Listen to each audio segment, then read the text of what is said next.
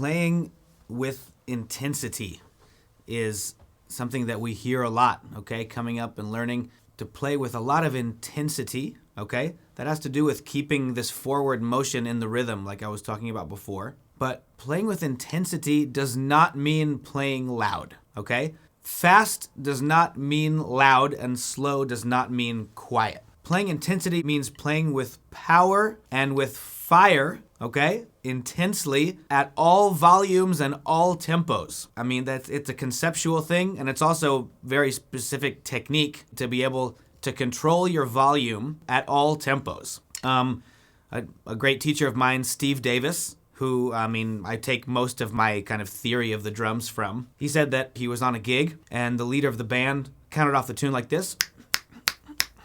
That's 2 and 4, okay? So he's counting 1, 2, 3, 4, 1, 2, 3, 4, 1, 2, 3, 4, 1, 2, 3, 4, okay? Which normally you'd play something like this. 1, 2.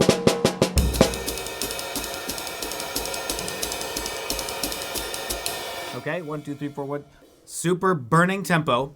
And as he's counting off, he goes, brushes.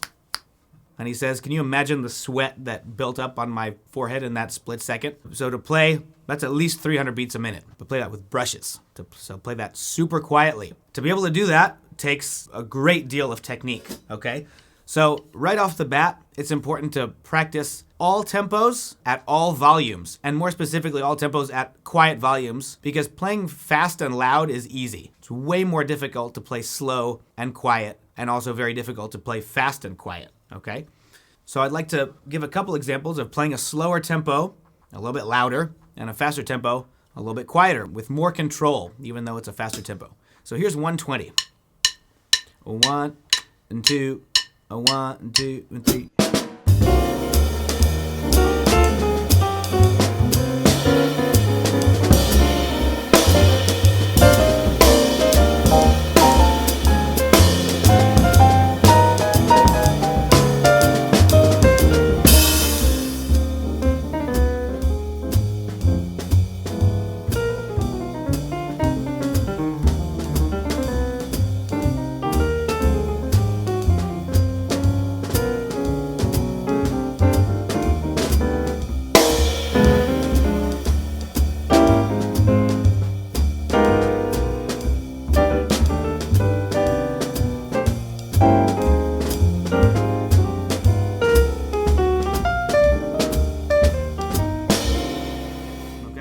That's an example. When you're playing with a singer in a small club, maybe without mics or anything, you probably won't play much louder than that. Okay? On a side note, if there's a singer, the band cannot be louder than the singer. And taking that a step further, if you cannot hear another member of the band, let's say the band is a piano, bass, drums, and a singer. The whole band should be supporting the singer. But if you cannot hear any other member of the band at any time, you are too loud. Never make someone else in the band tell you, back off, play more quietly. Start quietly so that they say, okay, play out, okay? Let people tell you to play louder, but don't ever let someone tell you to, whoa, back off, okay? Start by playing quietly, and if someone says, come on, get louder, then that's cool. But control your volume. Now, let's bump the tempo to 180. That's a little bit faster swing, okay? And I'll kind of do the same thing. Here's 180. 1, 2, 1, 2, 3.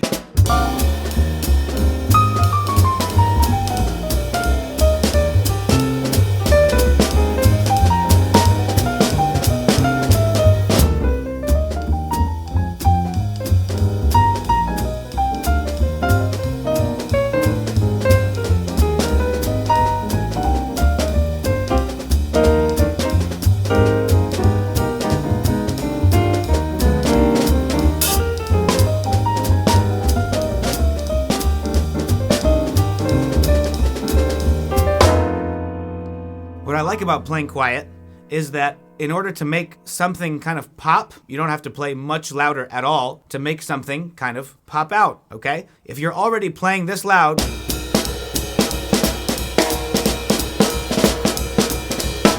and you want to play some kind of accent, there's already too much happening to play an accent. But if you're starting here, then just that, which is kind of a regular stroke, already it becomes much more clear.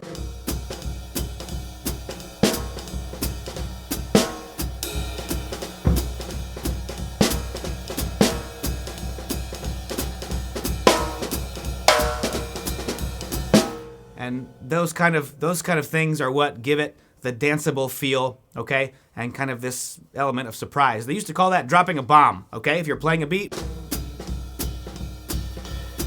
Keep this up for a long time.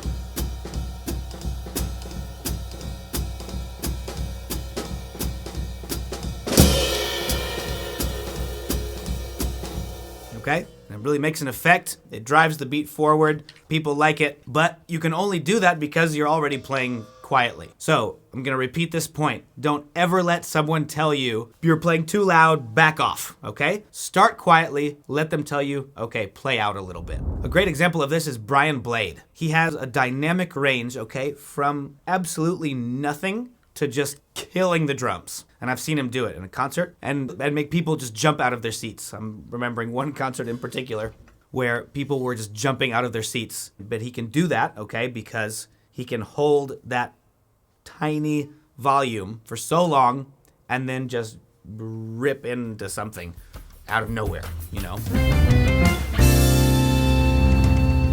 Now, technique-wise, practice everything that you already do. If your main exercise is this, okay, start doing it here.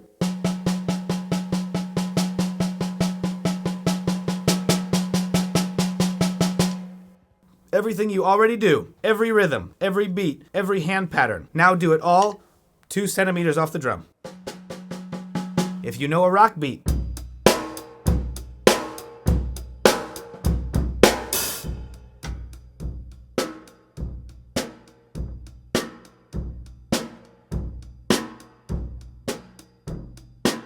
okay? Now, you play it with a metronome at all tempos, smallest volume possible. And you try to make it feel good, okay? This is the important point, is that it still needs to groove, okay? When you play slow or you play quietly, what happens is that people tend to let the rhythm go to sleep, or the band lets the rhythm go to sleep. No, keep the intensity, okay? Keep the fire. Someone described it to me one time as imagine your whole body is just electrified and going, but you just let it come out right here. And it is really, really difficult to play super fast tempo, okay? This high. When we get fast, we want to play loud. But part of the mastery of the instrument is being able to control all those tempos at all the different dynamic levels.